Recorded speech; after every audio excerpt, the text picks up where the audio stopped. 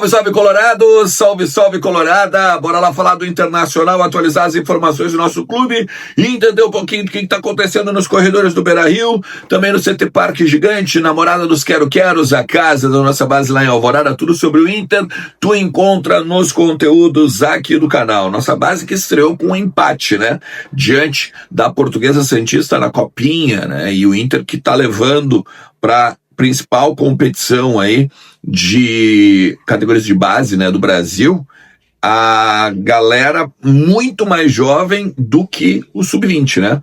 Levou galera de 16, de 17, de 18, porque os do sub-20 e dos 18 para cima também estão jogando com o Pablo Fernandes, treinando, melhor dizendo, né, para jogar o Campeonato Gaúcho agora no início deste estadual.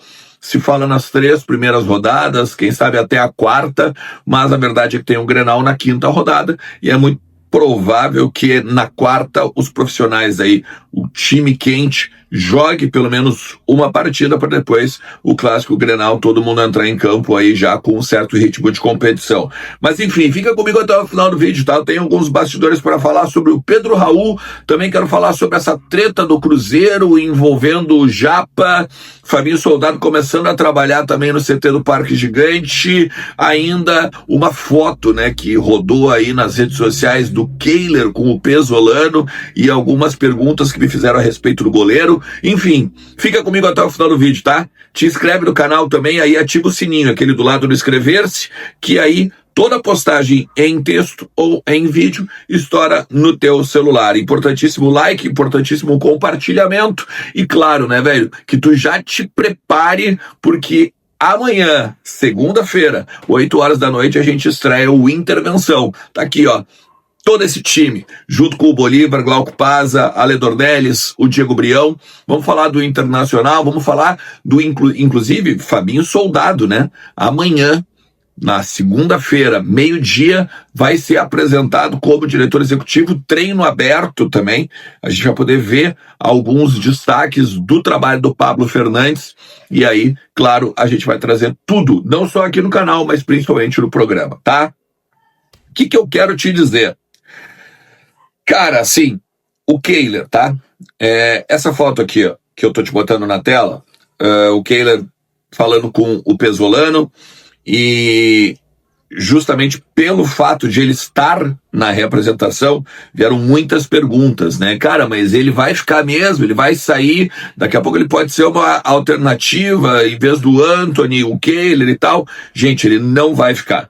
Conversei com algumas pessoas do vestiário e ele vai ser envolvido ou em moeda de troca, com algum tipo de negociação com os clubes aqui do Brasil, ou então ele vai simplesmente ser emprestado, acaba agora a temporada 2026 e ele segue o caminho dele, porque ele tem um contrato até 2026 com o Inter, dezembro. E aí o Inter, então, entende que é o seguinte, é o momento de vender, é o momento de fazer negócio, é o momento, talvez, de pegar e botar algum valor em cima. Ele, como um valor, né, de repente, de uma negociação, de uma troca, já tentou, inclusive, né, o Sport já deu uma olhada sobre a possibilidade de contar com o goleiro agora para a Série B.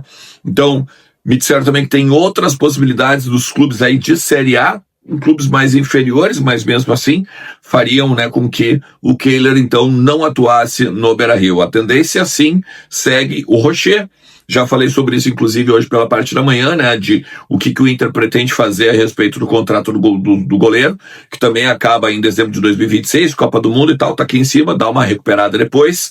A gente vai ter o Ivan, que ultrapassou o Antony na escala de goleiros. Na verdade, se a gente for olhar, ele até retomou, né? Porque depois ele lesiona, o Antony até pega a titularidade, mas depois o Antony também dá uma decaída de produção, como boa parte, né, dos outros jogadores, e aí o Ivan volta a ser titular, fica até a lesão, inclusive, né, porque ele teve uma lesão muscular, fica como titular, e depois o Rocher volta no sacrifício. Então, Antony como terceiro goleiro aí da hierarquia do Internacional. O Fabinho tá tentando trabalhar uma questão envolvendo o Japa, meio-campista, né, volante, segunda, terceira função no meio-campo, jogador de 22 anos do Cruzeiro, que o Cruzeiro ia colocar ele na negociação envolvendo o Vitão, né, lembra? era o João, depois o João em definitivo, o Japa como um empréstimo, sem opção de compra, e aí o Vitão e mais uma grana. Só que a relação estremeceu bastante entre os dois clubes, principalmente porque o Cruzeiro enxerga que o presidente Alessandro Barcelos não cumpriu a palavra. As pessoas lá em Belo Horizonte, inclusive, falam que o João Marcelo em nenhum momento disse que não queria vir para o Inter. Pelo contrário, estava disposto a conversar a partir do momento de propostas oficiais da mesa e tudo mais. E aí, neste momento, depois que o Cruzeiro tinha falado com o Vitão, que estava tudo certo, que o Vitão já tinha falado com o Pedro Lourenço, mais ainda o Tite, estava para chegar já quase em Belo Horizonte, o Inter rói a corda, faz meio que um leilão na visão, né, dos mineiros, e a partir disso, então, a relação fica bem estremecida. O Pedro Lourenço já falou que não vai negociar com o Internacional se não tiver dinheiro na parada, então não tem empréstimo do Japa. E aí que entra o Fabinho Soldado. Tá tentando conversar com a diretoria do Clube Mineiro para ver se pega o jogador, nem que seja depois com uma obrigação de compra ou com uma cláusula também de compra de alguma porcentagem dos direitos econômicos, em cima de metas, enfim, é uma articulação bem complicada, essa que o Fabinho está tentando resolver. Mas, ao mesmo tempo, tá todo mundo muito empolgado com a facilidade com que o Fabinho tem de fazer leituras de negócio, fazer leituras de, inclusive, como sair de alguma enrascada, e até mesmo assim, ó, a linha de raciocínio dele para com os negócios do clube e aquilo que ele almeja, né? Ele e Inter. Então, assim, me parece que talvez a gente ainda possa ser assertivo, tá, nessa possibilidade aí do Japa, mas num primeiro momento tá ruim, né? Não vai vir, o Inter vai ter que achar outro cara, vai ter que buscar e tudo mais. Aliás, na questão dos volantes, né, pô, Richard, Ronaldo, muito me perguntam, né, Ernest, mas a gente vai ficar com esses caras mesmo, pelo amor de Deus, né? Já vendeu o Luiz Otávio agora, não foi oficializado ainda, só o Ricardo Matias hoje pela parte da manhã, mas a gente tem que ter outros caras, isso e aquilo. O que me disseram é assim, eles estão no grupo que vai jogar o início do Campeonato Gaúcho justamente para ter ritmo de competição e poder ser colocados em algum negócio. De repente um deles ainda acaba ficando, mas tu vê, o Ronaldo, esses dias ele negou, né, uma proposta que veio pro Inter, então isso também não é tão fácil, né, porque dependendo do clube ele não quer ir. Então, já teve uma negociação, por exemplo, em que o Inter tentou o Mandaca botando ele no negócio, o Ronaldo. E aí também aí não rodou, porque, óbvio, o Ronaldo já veio de lá. Os caras do Juventude já sabem, por exemplo, quem é o Ronaldo. Então, também não iam querer repatriar, entre aspas, o jogador. Então, o Inter está muito atento ao problema no meio-campo, ao problema na articulação, a questão envolvendo o ataque. E aí nós vamos falar de ataque daqui a pouco. Então, tem ainda, né, uma urgência em cima do trabalho do Fabinho, em cima da necessidade de o Inter se reforçar. Eu venho batendo muito na tecla aqui. Esse time quase caiu para a segunda divisão. Ah, mas era uma circunstância, por causa física, por causa do problema do vestiário, do Alessandro e tal, isso, aquilo. Velho, não interessa, vão ter que provar muito para reverter uma expectativa do torcedor. Vai ter que vir novos nomes para tu pegar e ter pelo menos um alento de tu pensar que não, esse ano pode ser diferente. Então, o Fabinho vai ter muito trabalho nesse sentido. Sobre o Pedro Raul, tá? Hoje pela parte da manhã eu falei da questão do Dorival, que ele quer usar o cara, ou quer dar uma oportunidade pro cara e tal. E aí muito tem se falado em São Paulo, conversei com as pessoas do meu timão, que é um portal de Corinthians, que sabe muito, né, de Corinthians, muito bastidor e tal. É o seguinte, o Pedro Raul, ele tava crente que ia jogar em Porto Alegre. Não é bem assim. Como ele viu que ele vai ser moeda de troca, então ele tá dizendo o seguinte, eu quero ficar.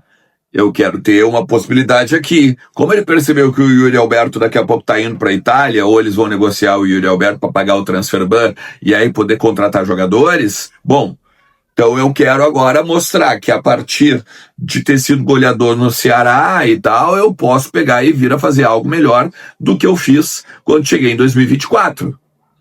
Então, esse é o grande bastidor. o Pedro Raul, ele tinha sondagem da Europa, sondagem da MLS, e o Corinthians olhando, opa, só um pouquinho, esse cara ganha 700 pau por mês.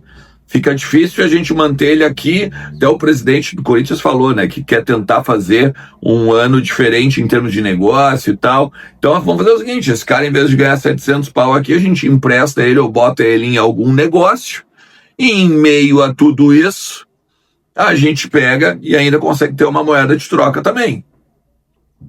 A partir disso, ele que não é bobo nem nada, imagina, ele já teve que jogar no Ceará. O Ceará acabou caindo para a segunda divisão. Daqui a pouco cai num outro time intermediário que não vai brigar por nada. Tem Libertadores pelo Corinthians. Tem as possibilidades em cima de um campeonato brasileiro ou até mesmo de uma temporada que ele vem de um título de Copa do Brasil, né? Ele, Corinthians. Então é óbvio que ele vai começar a dizer que ele quer ficar ali por conta, né, de não rodar em time que ele não quer jogar. Ou em time que ele tem daqui a pouco fazer muito mais do que se ele tivesse que, por exemplo, no Corinthians, no Inter, não digo fazer mais no sentido de se esmerar, né, no sentido de querer buscar titularidade e tal, mas eu digo no sentido de ter que jogar sozinho, né, de não ter qualidade do jogo ao seu redor. Então esse também é o bastidor agora do que fala do Pedro Raul. Eu, se pudesse apostar se joga ou não aqui, eu já tive mais convicção de que ele poderia ser um reforço do Inter, tá? E aí uma opinião aqui, eu não contrataria esse jogador. Assim como também não sei se contrataria o Alex Sanches, falei isso pela parte da manhã. A gente acabou doando o Ricardo Matias, né? Doando 10 milhões de euros, ficando com 7, na verdade 6, né? O Inter tinha 60% só. Cara, isso é nada. E aí o Inter ainda bota, né? O negócio foi feito no dia 29 de dezembro, tá? Ele só foi anunciado hoje por causa de questão de comprador e tal, justamente deixando muito claro, né, que o presidente e os seus pares de gestão estavam muito mais desesperados com a questão do déficit, com a questão de pagar as contas e acertar a questão do DRE agora pro ano que vem, do que qualquer outra coisa. Então a gente está bem complicado nessa questão de reforços e principalmente nas possibilidades aí de mercado do Inter, beleza? Se tu chegou até aqui, te agradeço demais. Não te esquece de deixar o like, não te esquece de te inscrever no canal e principalmente compartilhar nos grupos de WhatsApp, nas tuas redes com os teus amigos colorados. Tamo junto, um forte abraço. Tchau.